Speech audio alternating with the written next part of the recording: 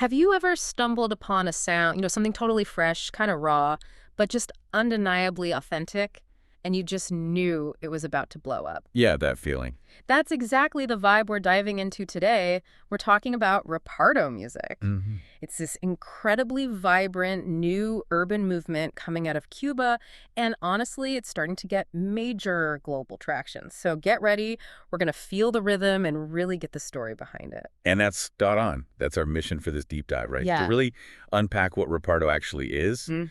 trace where it came from, understand how it's shifting and evolving, and maybe most importantly, figure out why it's getting so massively popular, way beyond Cuba. Okay. And for this, we're leaning heavily on a really extensive recent Billboard piece. It spotlights like Yeah. 31 key artists who are really driving this. It gives us a fantastic roadmap. That sounds perfect. So to really get Reparto, maybe we should start with the backdrop. Cuban or urban music Look up before this wave. Because like you said, it didn't just pop up out of nowhere. exactly. Context is key here. For years, you had the Cubaton movement just dominating, especially through the 2010s. You probably remember artists like Gente de Zona. They went totally global. Oh, absolutely. Bailando. Dolando, yeah, Ah. with Enrique Iglesias. That track spent, 41 weeks at #1 on Hot Latin Songs back in 2014. Incredible run. And it was famously the first Spanish-language video to hit 1 billion views on YouTube. Yeah.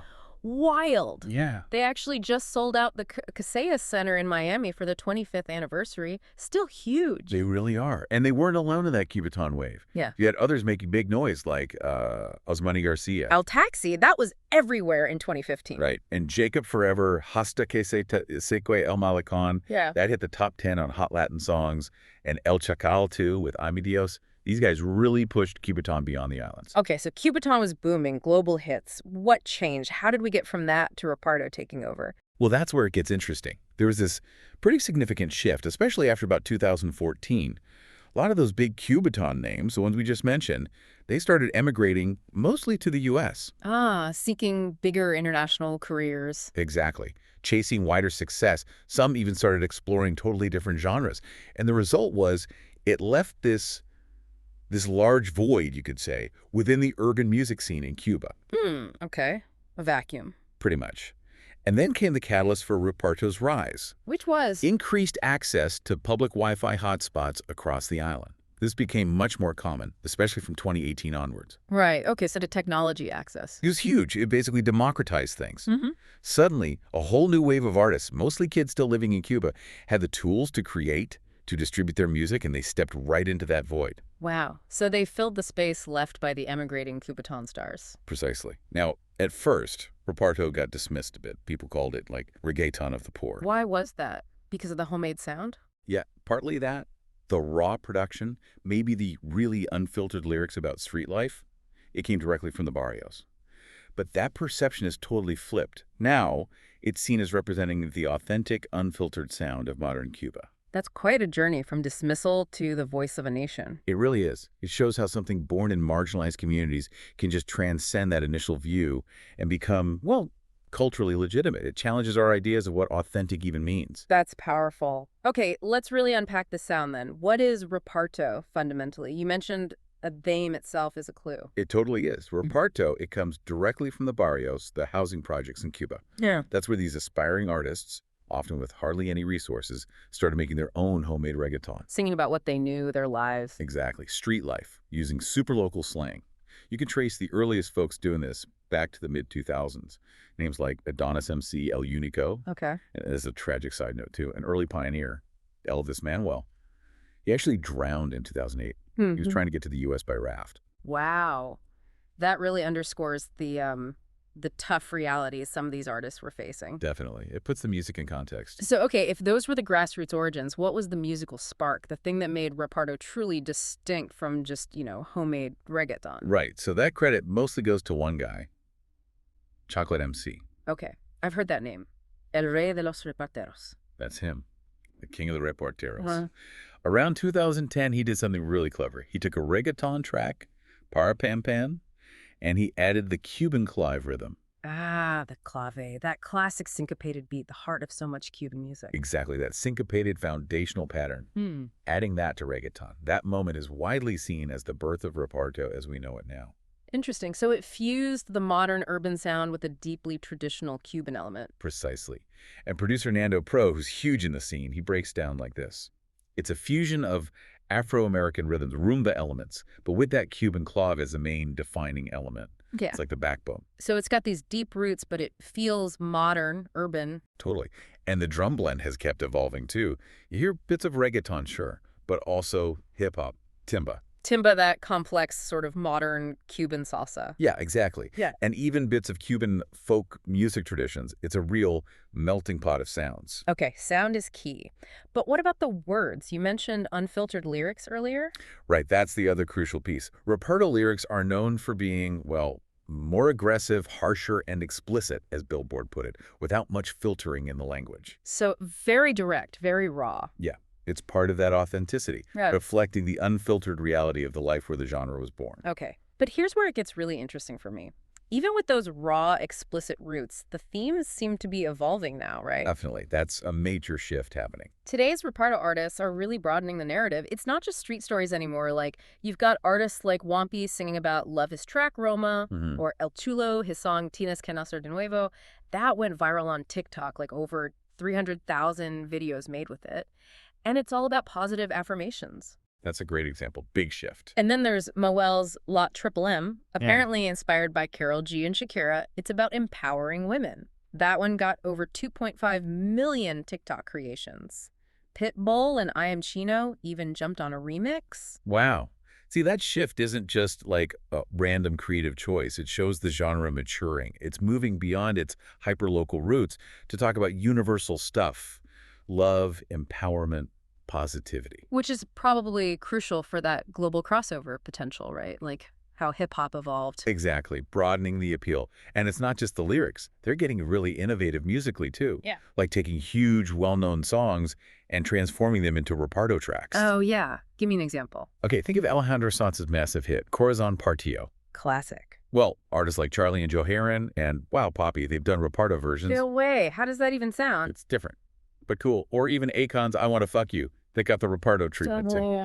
Okay, that shows some serious adaptability. It really does. It shows they can reinterpret almost anything through this Reparto lens. And this diversification isn't just in themes or covers, right? Yeah. The artists themselves, the voices, that's changing too. Absolutely. The scene is getting much more diverse. You're seeing more female artists making waves, like Melanie Santyler. She's described as more alternative, soulful vocals. Adds a different texture. Nice. And then there's Mustarifa. She's an LGBTQ plus artist from Guantanamo, apparently known for cleaner lyrics, singing to other women. That adds a whole other dimension, an inclusive voice. That's really important. So the sound is broadening, the voices are diversifying. What about the reach? You mentioned global potential. Yeah, and people are noticing. The Venezuelan artist Nacho put it really well. He said, Reparto is a wealth of rhythms combined. There's sun, there's salsa, there's kimba, there's reggaeton, there's a bit of everything. He's basically saying it's pulling from the whole spectrum of Cuban music. Exactly. Sun, timba, these are deep Cuban roots. It's a true fusion. And Nacho even compared its potential to like Dominican dembow or Puerto Rican reggaeton. Wow, those are huge comparisons, genres that totally dominate globally. It's a big claim, but it shows the excitement around it. So what are the hurdles then? What challenges does Reparto face in really hitting that global mainstream level like dembow or reggaeton? Well, I mean, the big challenge is always infrastructure, right? Navigating the international music biz without the established pathways that maybe other Latin genres had earlier on. That's tough. Makes sense. Building from the ground up internationally. Yeah. But despite that, it is making serious inroads. You see high consumption internationally now, places like Peru, Spain, definitely Miami. Okay. So the diaspora and beyond are tuning in. For sure. And crucially, it's not just Cuban artists carrying the flag anymore. You've got non-Cuban artists collaborating with Reparteros. Nacho himself, Lenny Tavares, even the legendary producer Sergio George. Sergio George working with Reparteros. That's a massive cosign. Huge. And Nando Pro, the producer we mentioned, he thinks the authentic message is getting through. He says artists from other countries are finding this refreshing style they can experiment with. It's becoming this global conversation. It sounds like it has real momentum. Maybe we can spotlight a few more key artists just to give everyone listening a real taste of the range here. Yeah, good idea. Let's start with Baby Shito. Okay, tell me about him. His rise has been, well, meteoric. especially since he moved from Cuba to the U.S. Get this. He recently sold out Pitbull Stadium in Miami.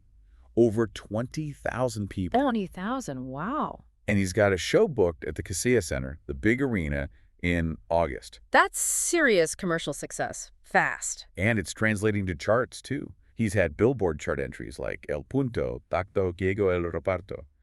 Plus, he did that Salsa Reparto fusion track with Sergio George. Okay, so Bebeshito shows the mainstream appeal, the commercial power it's gaining, and that flexibility to blend genres. Exactly. Then you've got someone like Dale Patootie.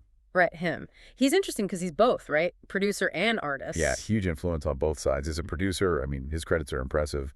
Latin Grammys for Patria Vida. The anthem. Yeah, and for Aimee Nuviola's album Como Anillo al Dedo. Yeah. So he's got deep musical chops. And as a solo artist... Viral hits on social media, really connecting that way. And he even landed a song on the Bad Boys, Ride or Die soundtrack. No kidding. Bad Boys. That really shows Reparto popping up in unexpected mainstream places. Definitely speaks to its expanding cultural footprint. Now, we also have to mention El Tiger. Ah, yes. A pioneer, right? Absolutely. Yeah. Widely seen as one of the originators of this whole movement, responsible for some timeless Cuban urban tracks like La Historia, Habla Matador. Chart hits, too. His sound was really foundational. To define that early, raw, authentic sound that paved the way. But his story also has a tragic element, echoing Elvis Manuel earlier. El Tiger's life also ended prematurely. We should respectfully mention he passed away October 2024. He was only 37. Oh, wow. He was shot in Miami. That's awful. It's a stark reminder, isn't it, Yeah. of the incredibly tough realities and dangers these artists can face, even as their music gets global recognition. It really is. A profound challenge that exists alongside the success. Okay. Let's talk about one more. Someone representing the future, maybe. Good idea. Let's talk Wampi. Wampi. Okay, what's his story? He's seen as a major rising act out of Cuba. And he's interesting because he's actually a studied musician.